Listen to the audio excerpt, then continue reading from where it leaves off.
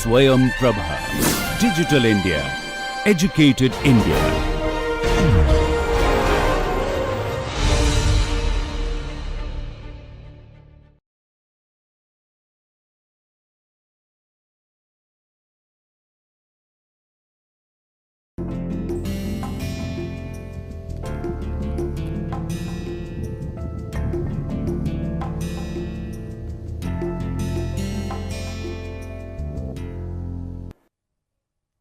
Good morning. We are about to conclude this series of lectures in this course, and the way this course is, the way it includes at some detail almost every aspect of applied mathematics. It is a fitting concluding lecture which discusses variational calculus. The central theme, the fundamental idea of variational calculus is in optimization, and its formulations are often made in terms of differential equations. And in order to solve problems of variational calculus, quite often you will use linear algebra, numerical methods, and approximation theory as operational tools. All these aspects, all these building blocks we have already studied in the previous modules of this course. And as we have been seeing interconnections among different areas of applied mathematics, this particular topic of variational calculus seems to embody a very large number of these interconnections. So, first we try to appreciate the nature of the problem of variational calculus. Let us consider a particle moving on a smooth surface. Z is equal to psi of q1 q2. q1 q2 are the x and y coordinates, and this is an explicit equation of a surface. Now, with the position of a point on the surface like this, q1 q2 and the corresponding z on the surface, and a small vector delta r given like this, delta q1, delta q2 and delta z as here. So, such a small step will be in the tangent plane, and as we take delta r sufficiently small, the departure from the surface will be accordingly small. That means, as we stay as we consider delta r infinitesimally small, tending to 0, the size of it, then with such steps we will be actually moving on the surface. So, then length of the curve, length of the path from the initial point qi to the final point qf on the surface in this manner is given like this, which if you consider this parameterization with respect to the parameter t, let us say time, then this delta r is replaced with this, and this integral is replaced by a definite integral from ti to tf, and that will give us this, and the result is the path length I. Now, if we ask for the shortest path from qi to qf on the surface, then we will be basically asking for the solution of the geodesic problem. This shortest path is called the geodesic, which will minimize the path length I. Now, you see, this is an optimization problem. We are interested in minimizing the path length I, but with respect to which variables? What are the variables of this problem? That is, which are the quantities, which are the values which we can alter in order to explore the lowest possible value of I, the path length. And you will notice that it will not be individual points, that we are looking for a point q, x, y, z and so on. We are actually talking about the entire curve, and then when we ask what are the variables of the problem, what are the quantities which we would like to change in order to achieve a lower path length in the process of this optimization, then we will be talking about the entire curve, and therefore, the entire curve of the path is the variable of this problem. That means, this function is the variable of the problem which we want to explore in order to minimize the path length. So, the objective here is not a function of ordinary variables, but it is a function of functions. That means you take one function q, get one path length I. You take another function q, get another path length I. That means I here, the objective function, is actually a function of functions, a function of this function q, and such a function of functions is called a functional. These are the types of objective functions which we seek to minimize in a typical variational problem. Continuing on this theme, suppose that a candidate curve is represented as a sequence of points like this, q0, q1, q2, q3, etc. at these time instants. Now, if we make such a discrete representation of the curve, then the problem, the geodesic problem, which was originally the problem of choosing a function in order to minimize the path length, a function of this function, that reduces to choosing n minus 1 points or twice n minus 1 variables, the corresponding values of q1 and q2. So, choosing the values of these twice n minus 1 values. Okay. So, the q1, q2 values at these n minus 1 time instants.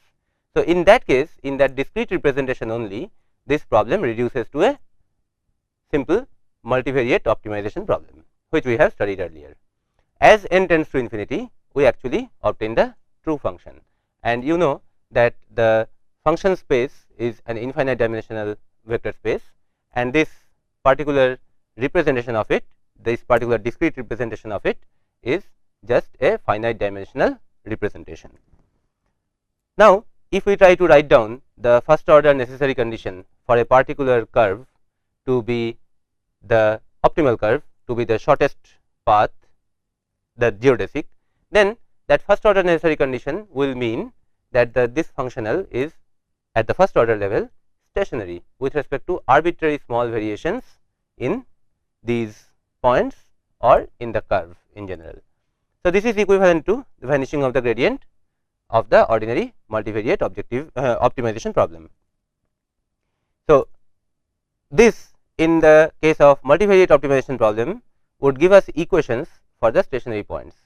In the case of the true problem, in this case, that will give an equation in the function, and therefore, these equations will turn out to be differential equations rather than algebraic equations. Now, this and similar other problems led to this development of the area of variational calculus or calculus of variations.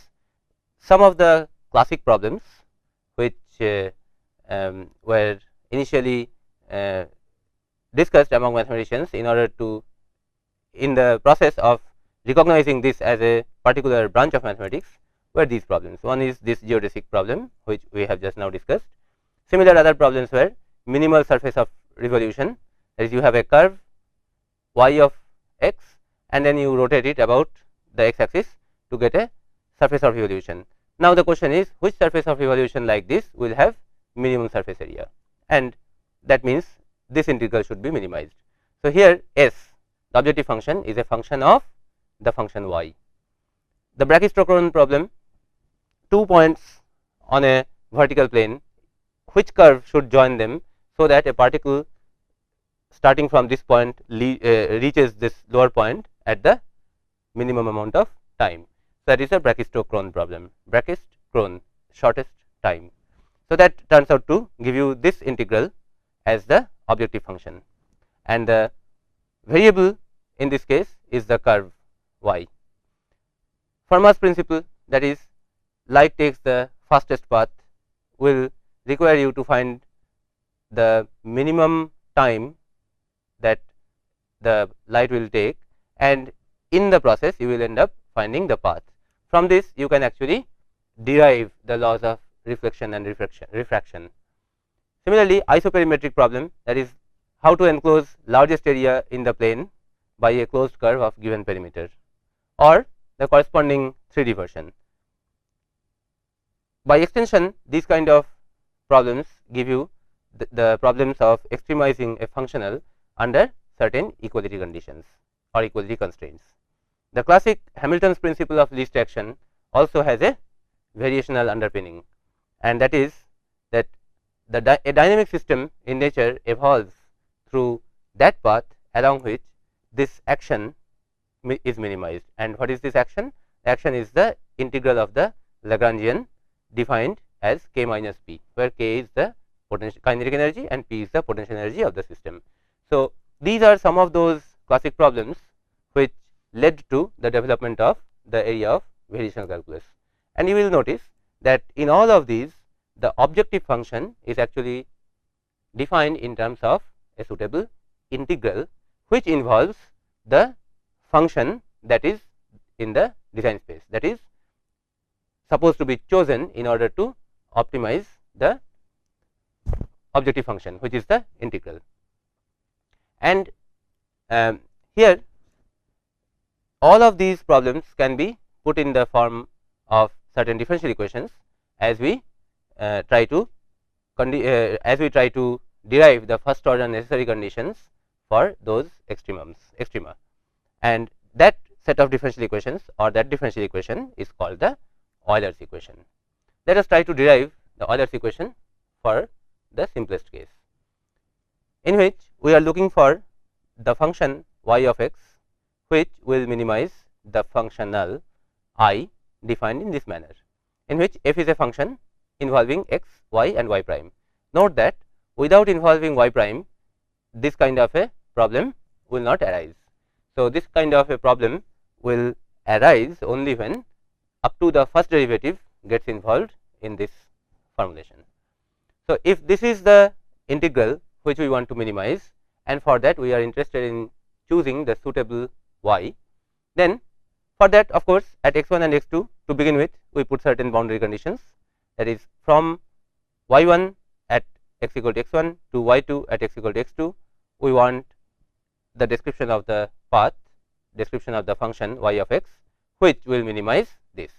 That means all those functions which have value y1 and at x1 and value y2 at x2 will be in the design space, that is all of them will be permissible functions which satisfy the boundary conditions.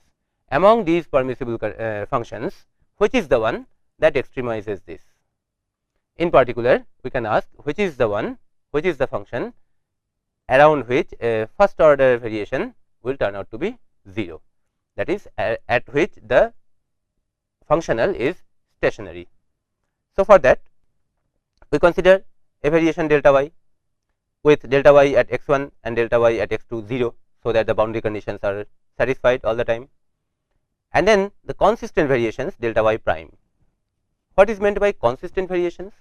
That is, we cannot choose variation in y and variation in y prime independently. That is, the variation of y prime delta y prime should be such that which will be really the derivative of the variation in y. That is, the prime of delta y must be the delta of y prime. That is, the variation in the derivative should be truly the derivative of this variation. That means we are looking for consistent variation delta y prime. So, if we consider variation delta y and consistent variation delta y prime, then the first variation of this delta I will be the first variation of this integral. And now, since the variation is being considered with respect to y and y prime, while the integral is with respect to x, therefore, the integral and derivative are taken with respect to different variables. So, we can take the variation inside the integral sign and then say that variation of this integral will be the same as integral of the corresponding variation, that is integral comes out, and then the variations are taken with respect to y and y prime. So, we will have del f by del y into delta y plus del f by del y prime into delta y prime, and the integral of this we have to consider. Now, integrating this symbolically is not directly possible. So, the trick employed here is that we integrate this by parts, and keep in mind we are looking for those y's which satisfy the first order variation equal to 0 condition. That is, we are looking for that function y which will give us delta I equal to 0 for all variations, all delta y's which are permissible, that is which satisfy this. So, for that we try to integrate this by parts. As we do this, this one integrated by parts gives us integral of this first function into this, which is second function here. Now, we have used here the consistency of the variations, that is delta y prime is d by dx of delta y. Okay. Now, the integration of this second part is easy because that is appearing in the form of a derivative. So, integration by parts gives us this first function into integral of the second, which is delta y, minus derivative of the first into this integral of that. So, derivative of this is this into this delta y, integral of that. Okay. So, this is from the formula of integration by parts. Now, this one is a term which is going to help us a lot, because we know that at the limits of integration at x1 and x2 delta y is 0. That makes the delta y permissible variation. Okay. So, this one when we put the limits x1 and x2 vanishes and we are left with this, and this is the second integral only, second term here in this big integral. So, this value of the second integral when we substitute here, then we get delta y common in this and this. Okay. So, then del f by del y comes from here and minus d by dx of del f by del y prime comes from here, and delta y goes outside the bracket because it is appearing in both of the terms. Now, we say that we are looking for those y's for which this integral, this delta I first variation is going to vanish for all delta y. Now, when will this integral vanish for all delta y? Only when this integrand itself vanishes. Okay. That is, this vanishes. Okay. And this gives us the Euler's equation. That is, for delta I to vanish for arbitrary delta I to vanish for arbitrary delta y, this bracketed term must vanish, and this is the celebrated Euler's equation. Now, in this particular case, we considered the definition of the functional to involve only up to first derivatives in the integrand. It could involve higher derivatives also, like this, and then the process is exactly the same, but operated quite a few times. Quite a few integration by parts we have to use in that, and in that case finally we get a differential equation like this. In this case, the differential equation that we would get finally by affecting these partial and ordinary derivatives will be second order differential equation. In this case, with up to nth derivative involved here itself, we would have an ODE of order 2n. Now,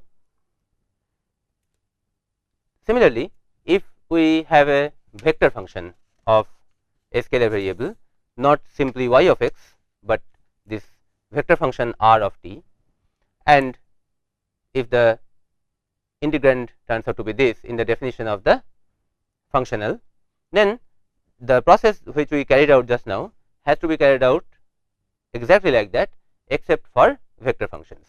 And in that case, in terms of partial gradients, we will write the first variation in this manner: gradient with respect to r transpose delta r plus gradient with respect to r dot transpose delta r dot, and then again we would integrate this part by parts and get these two parts.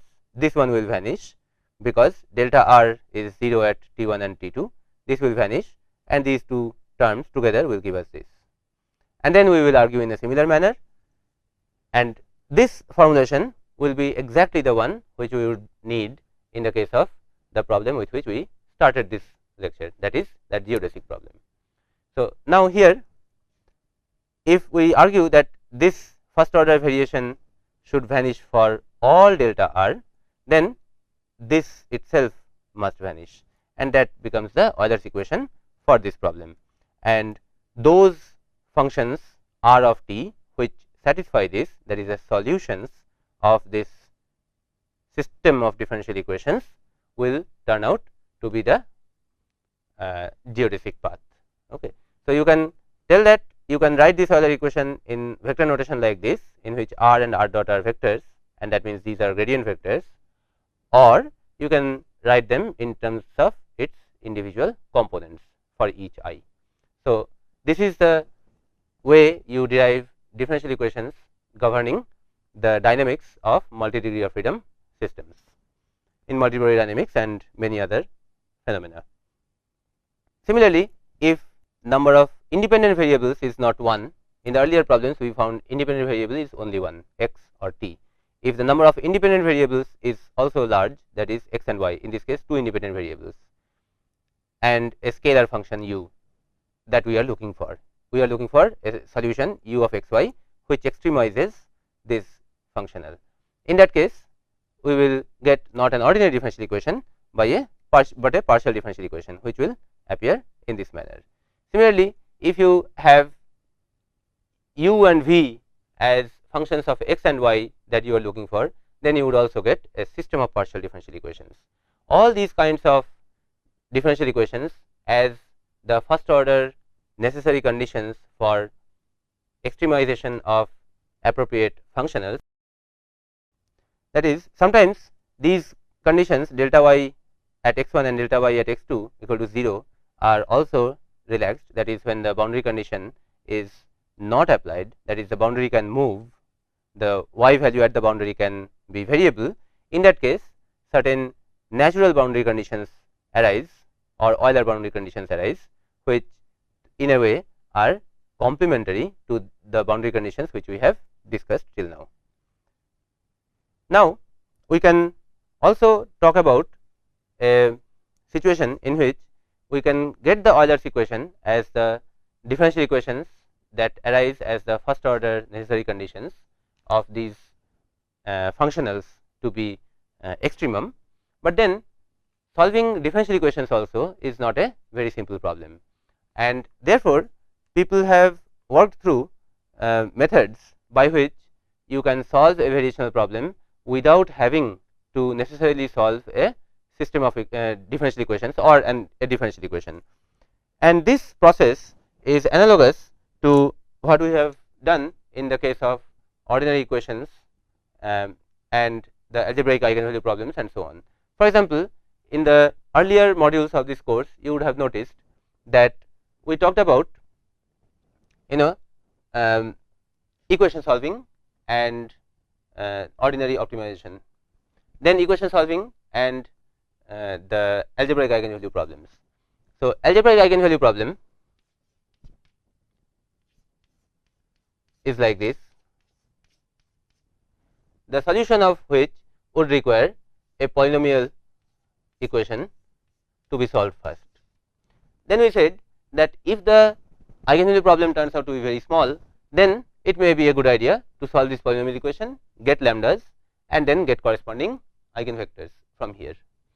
On the other hand, we said that if this matrix is large, which means the degree of this polynomial is going to be very large, then this is not a very good idea, and in that case we said that it would be a good idea to look for the solution of this eigenvalue problem directly. Okay. Another situation in the optimization, ordinary optimization, we talked about minimize f of x. For that, we worked out the first order necessary condition and said that first order necessary condition turns out to be grad f equal to 0. Then we said that for easy problems of minimization of functions, it may be a good idea to work out the first order condition, and that is develop the gradient, set that equal to 0 and solve this system of equations. Okay. And that gives us one possible solution of this minimization problem, that is other possible solution is maximum for that matter. Now, that was one worthwhile way of solving minimization problems in case the problem turns out to be easy and in case this equation solving process turns out to be easy. On the other hand, quite often equation solving itself turns out to be quite complicated and it is not always easy to solve this system of equations. And then we said that rather than trying to solve this subsidiary resultant equation solving problem, we try to minimize the function through independent means. Similarly, in this variational problem, we talk of minimizing I of y of x or some such thing, that is the functional, minimize the functional. And for that we talked of Euler's equation, which is differential equation, and then solution of this differential equation will give us hopefully the solution of this variational problem. Now, solution of differential equation is also not all the time simple, quite often it is very complicated. This will give us boundary value problems in differential equations. Then if the solution of this boundary value problem turns out to be difficult, then we might think of trying to solve this minimization problem directly rather than working out this resulting problem by equating the first order derivative to 0 and then solving these equations. So, rather than equation solving, we can directly talk of minimization. Such an attempt gives rise to the direct methods of variational calculus problem. One of them, the simplest that we can think of, is the finite difference method. Say, with given boundary values y a and y b, we have this problem to solve. And the way we earlier discussed, that we can represent the function through its values at a large number of selected points. So, we can do that. So, from I equal to 0 to capital N, we have n plus 1 values of x, that is x 0, x 1, x 2, x 3, etc. At these values of x, what are the corresponding values of y?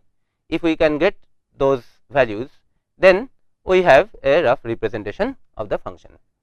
So, we represent y by its values at these points x 0, x 1, x 2, x 3. At 2 points we have the value already.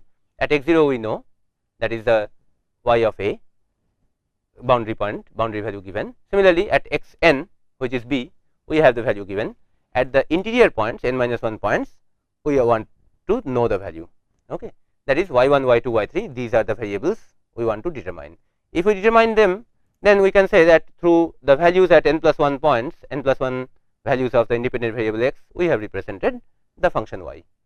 Then with in terms of these variables which we would like to determine, we can approximate the function, and therefore we can make a formulation for this integrand also, which is this. Now, we can say that for every interval we use one such value in order to effect this integral through a numerical integration process, that is f of x y y prime into h, that is delta x. Okay. And such contributions we go on adding up to find the sum, which is the integral. And for that, for every interval one such contribution we take in the usual step of numerical integration, and for that we take the midpoint of the interval, that is one possibility. So, midpoint of the interval x I bar, and the corresponding midpoint value of y, that is the average of the two boundary values of for that particular interval, y I plus y I minus 1 by 2. Okay. And the corresponding y prime, that is this numerical derivative y I minus 1 by h. When we insert these expressions in this integrand here, then we get this, that multiplied with h gives us one contribution from x I minus 1 to x I. Like that, all these contributions, if we add up through this sum, then we have got a representation of this functional I. And note that this representation is in terms of these values which are till now unknown. And then we say that we want to minimize this phi of y with respect to y. That means this is a reduction of this variational problem not to a differential equation, but to an ordinary multivariate optimization problem, in which the objective function is this function phi of y's, and these y's are the variables of the problem. And we can use any optimization method for that purpose, and in particular, if we try to work out the first derivative equal to 0 condition, first order necessary condition for this ordinary multivariate optimization problem, then we can find these gradient components, and then you can show that this condition, that gradient equal to 0, is actually equivalent to what we have studied earlier as Euler's equation, and that you can show by effecting the derivatives on this and trying to find out the corresponding representation in terms of the function y, and you will find that this turns out to be equivalent to what the Euler's equation would give us. Now, this is one possible method in which we have tried to represent the function with its values at a large number of points, giving rise to the finite difference method. Another possibility is to represent the function not by its values over a large number of points, but with the help of a set of basis functions in the form of a linear combination of a set of chosen basis functions, and that gives us the Rayleigh-Ritz method. In terms of a set of chosen basis functions, suppose we express our required function y in this manner, in which alpha 1, alpha 2, alpha 3, etc., the coefficients are the variables that we would like to determine. That is, what linear combination of these basis functions w1, w2, etc., will give us the function y that extremizes the functional which we want to extremize. So, what we do? We represent the function I of yx as a multivariate function of these coefficients. That is, our question is what linear combination of these chosen basis functions, that is, what alpha 1, alpha 2, alpha 3 values should be plugged in here in order to get a y which minimizes the functional I.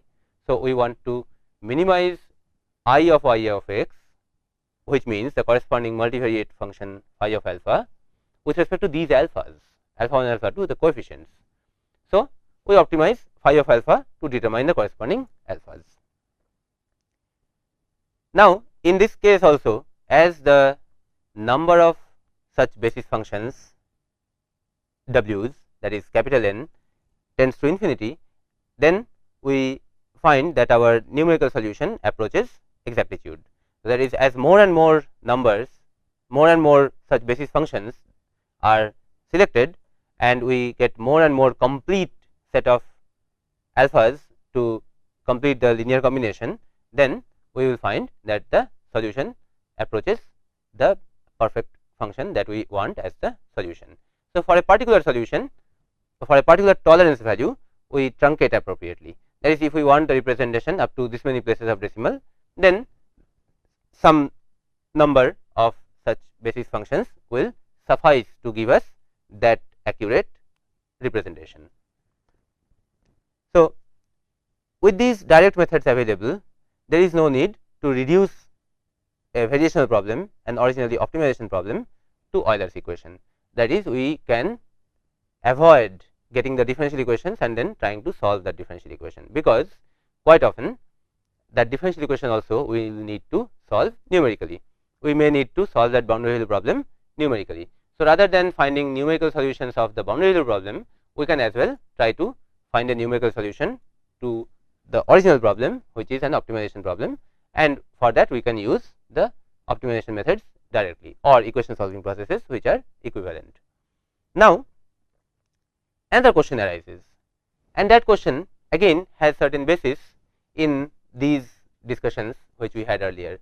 Note again that we first said that in the first step, the typical definition based idea of solving an algebraic eigenvalue problem is to get the characteristic polynomial and find its roots. Then we said that at step 2 we found that as the matrix is large, the polynomial here has very large degree and solving that is computationally cumbersome. So, we try to directly crack the algebraic eigenvalue problem. Now, if we can directly crack the algebraic eigenvalue problem, then at the third step, those algorithms which crack the algebraic eigenvalue problem come to help when our original problem is an equation solving problem. If our original problem at step 3, if our original problem is a polynomial equation solving problem and we find it too cumbersome because the degree turns out to be very large, then what was our third step? At the third step, we connected these two problems both ways. We said that for every polynomial like this, we can work out a companion matrix for which its roots will turn out to be the eigenvalues. And then we said that for a polynomial equation solving problem, actually the genuine eigenvalue problem methods can help. So, if the finally our enlightened conclusion was that if the matrix turns out to be small, then get the characteristic polynomial, find its roots to get the eigenvalues of this. For this equation solving problem, if the polynomial is of degree small, then solve it directly. On the other hand, if the degree of this polynomial equation is large or the size of this matrix is large, then do not bother about the polynomial. In this case, solve the eigenvalue problem directly without going into the characteristic polynomial. And if your problem happens to be a polynomial root finding problem, then find out the companion matrix and find its eigenvalues. They will give you the solutions of this. That means, between these two problems, algebraic eigenvalue problem and polynomial equation solving problem, we worked out a correspondence. And then whenever this is easy, we convert this problem there, and whenever this problem is easy, then we converted the other problem to this side. Same thing we did in the case of ordinary optimization. Definition based approach, necessary condition based approach says that for minimizing a function, we can try to solve its gradient equal to 0, which is a system of equations, as if a system of equations can be solved directly without any trouble. Then we said that sometimes that gives a lot of trouble, that is, all the time the solution of a system of equations is also not easy, and therefore we said that we can try to minimize the function without directly trying to solve its gradient equal to 0, first order conditions.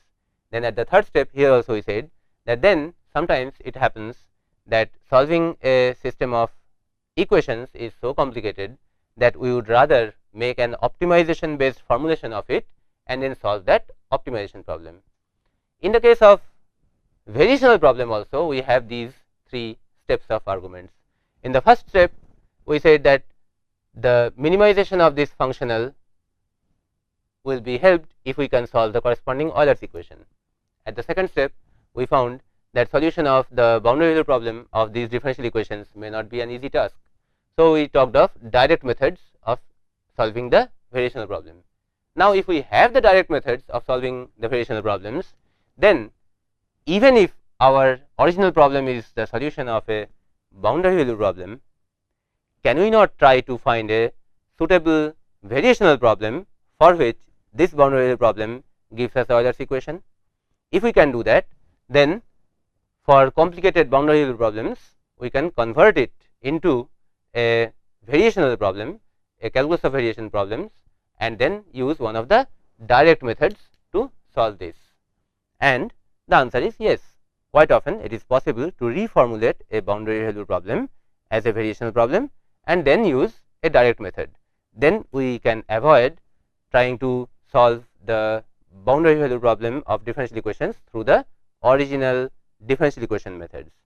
And indeed, this happens to be one of the professionally accepted ways to solve boundary value problems. And for that purpose, we need to work out the inverse problem. That is, if we have got the boundary value problem in terms of the differential equation or a system of differential equations, then we first work out the corresponding inverse problem. That is, we work out the functional for minimization of which the first order necessary condition happens to be that differential equation or that set of differential equations. So, that gives us the corresponding formulation of the functional, and then accordingly the multivariate function phi of alpha in this manner, f of x, y and y prime. See, this is the basis function based representation of y, and this is the corresponding representation for y prime. And now you can actually verify that the derivative with respect to alpha of this turns out to give you this, in that is del f by del y evaluated at this into del of this with respect to alpha I, that will give you w I, that is this, plus del f by del y prime evaluated at this point into derivative of that with respect to corresponding alpha, that is wi prime, that is this, and this is the first order derivative of this with respect to one of these alphas, that is alpha I. Okay. Now, from here you find that you get del f by del alpha I, as again for that purpose you will need to integrate this second component by parts, and then you will find that the derivative, first order partial derivative with respect to alpha I turns out to be this integral, where r of this y is actually this differential equation, which is the differential equation for which you are seeking the solution, and the corresponding variation problem you have worked out. Okay. So, then here you find that the first order derivative condition, first order derivative del phi by del alpha I turns out to be that differential equation left hand side evaluated at the current solution is here into wi dx integrated from a to b. Okay. So, this is actually the inner product between this large function, this r, and wi. Okay. So, the vanishing of the gradient will give you del phi by del alpha I equal to 0, and that will give this equal to 0. Okay. And that means the orthogonality of this r with wi, right. And here we define this r as the residual of the differential equation this. Okay. If the differential equation is r of y, r is a differential operator. If the differential equation is r of y equal to 0, then this same operator, same differential operator r operated over any function z and evaluated is the residual. So, residual function is that function z operated over with the differential operator, which operated over y gives you equal to 0, gives you the differential equation. Okay.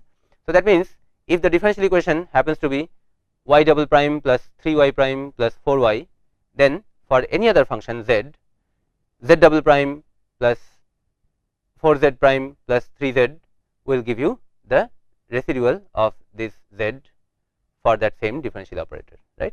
So, that residual, so residual of the Euler's equation of a variational problem operated upon the solution obtained by this method, Rayleigh's method, is orthogonal to basis functions. So, that means the solution of the differential equation, solution of the Euler's equation that you get through the Rayleigh's method turns out to be orthogonal to the basis functions that you have selected to represent the y, and this gives us a way to determine those alphas. That means as many w's basis functions are selected, that many alphas are there, and that many partial derivatives you will set equal to 0, and that many equations you will get, that many orthogonality conditions you will get from here. Okay. So, that is going to give you a system of equations in the alphas, that many alphas, and from those equations you can find out the coefficients alphas, and that gives you the solution of the corresponding boundary value problem of the differential equation, as well as the solution of the variational problem of minimizing this I. Now, the question is that this will work for those differential equations for which you can directly work out a variational principle, that is, for which you can work out a variational problem of which this differential equation happens to be the Euler's equation. Now, if you do not have that, that is, what if we cannot find a corresponding variational problem for the differential equation? The answer to that gives you what is popularly known as Galerkin method, and in that case you do not bother to find out a suitable variational problem, you can work directly with the residuals, and you say that I will represent the function y, solution of the boundary value problem, as a linear combination of a set of basis functions, and then those coefficients we will determine by subjecting it to the same condition over the residual, which we just now saw. And here it is not even necessary to have the basis functions and these functions wi be the same. So, it is not necessary for the same functions to represent z as basis, and the same functions against which the orthogonality condition is applied. It is not necessary. We can actually freely choose two different families of functions as basis functions to represent this and as trial functions to set these orthogonality conditions. That is, we can say that as a linear combination of Legendre polynomials, we would try to represent the function, and that representation, when we subject to the differential operator and get the residual, we will demand that this residual be orthogonal to the family of Chebyshev polynomials. We can say that. That is, in that particular instance, the Legendre polynomials serving as the basis will come here. This will construct a candidate solution, and its residual, when we evaluate like this, we are demanding that these residuals be orthogonal to the Chebyshev polynomials. So, Chebyshev polynomials will fit this place as the trial functions. So, the basis functions psi j and trial functions wi need not be same, they can be different. So, that way Galerkin method turns out to be a further generalization of this process. Even the collocation method turns out to be a special case of Galerkin's method, because in a singular case of Galerkin method, we can take delta functions as these trial functions. That means, at discrete points we want exact adherence to the value given values, that is equivalent to taking delta functions as trial functions here, and that will require the satisfaction of the differential equation exactly at those chosen points, and this will give you the collocation method. Now, a lot of these ideas are now quite popular because of the enormous success of the family of methods known as finite element methods. What they do essentially? First of all, they combine positive features of several areas, several ideas. First of all, they discretize the domain into elements of simple geometry. They select basis functions of low order polynomials with local scope. So, one polynomial defines the function in one locality, another polynomial defines another at another locality, and so on. And low order polynomials are easy to handle, gives less undesirable perturbations, and then we design the basis functions in such a manner that appropriate order of continuity exists across the boundaries, and then piecewise continuous or smooth basis functions will arise as the complete representation of the function over the domain. And then we use some of these weighted residual methods, which we were discussing earlier, to frame the corresponding algebraic equations. And the way these equations are framed, the solution of these algebraic equations gives the corresponding coefficients, which turn out to be actually the nodal values of the function that we are trying to determine. And combining all these deeper mathematical ideas, mathematical and computational ideas, finite element methods have achieved great success in terms of effectiveness as well as efficiency, and particularly their implementations in software environments lead to great application, great applicability, great utility, because of their neatness of the solution process and modularity of different parts of the solution process, different utilization of different tools in the process.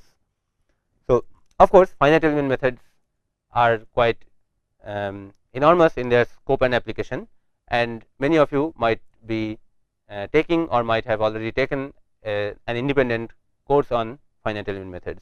So, rather than this, more than this conceptual idea, we do not need to discretize finite element methods more in detail as part of this course. Now, briefly let me summarize what are the important points that we have studied in this particular lesson. One is the concept of optimization with respect to a function rather than a bunch of variables, which lead to the concept of functional, and then we found the Euler's equation as the first order necessary condition for this optimization problem. And of course, we did not go into the solution of that, because solution of differential equations we have studied earlier separately. And then when the solution of the resulting Euler's equation is difficult, we need to use direct methods of functional problem, the variational problem, and for that we discussed the finite difference, Radarid's and Galerkin methods. And the important issues of optimization and equation solving process in infinite dimensional function space is the conceptual notion that we discussed in extension of our similar earlier observations in the case of finite dimensional optimization problems. Now, this completes the topics that we wanted to study in this course, and a few closing remarks I would like to make at this point. One is that this kind of a course which nibbles at different ideas of applied mathematics, different areas of applied mathematics in cursory way, showing the interconnections between them, in a way works as the datum level of mathematical expertise needed to embark on serious analytical and computational research of today's time. In continuation to this course, many of you may like to specialize in certain areas or improve your general skills through certain general courses as immediate continuations of the course that we are just now concluding. So, these are some of the courses which would work as immediate continuation of the present course that we are finishing. These are advanced mathematical methods, which is one level higher than this course, scientific computing, advanced numerical analysis, optimization, advanced differential equations, partial differential equations, and finite element methods. These are some of the general courses which operate on the background of our course and go deeper into one direction or the other. All these directions are quite general directions. Apart from these general higher level or deeper courses, with the background that we have covered in this course, you can also think of going into one of these specialized courses depending upon your specific area of study or your specific interest. These specialized courses in immediate continuation are linear algebra and matrix theory, approximation theory, variational calculus and optimal control, advanced mathematical physics, geometric modeling for design, CAD, CAD/CAM, computational geometry, computer graphics, signal processing, image processing, and so on. So, these are some of the specific specialized courses which will work over the background that we have developed in this course. And more details of this course and the associated textbook that we have been using you will find here.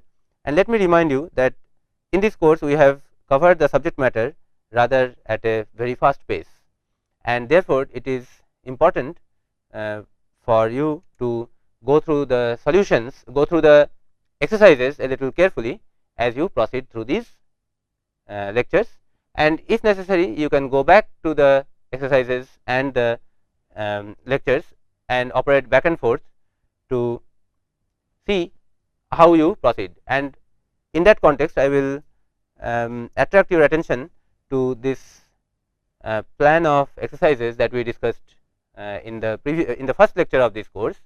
In each chapter of this textbook, the book that we are using for this course, some of the exercises have been listed here as the selection problems. You should ensure that these problems are quite clear in your understanding for complete comprehension of many of the course material that we have studied here.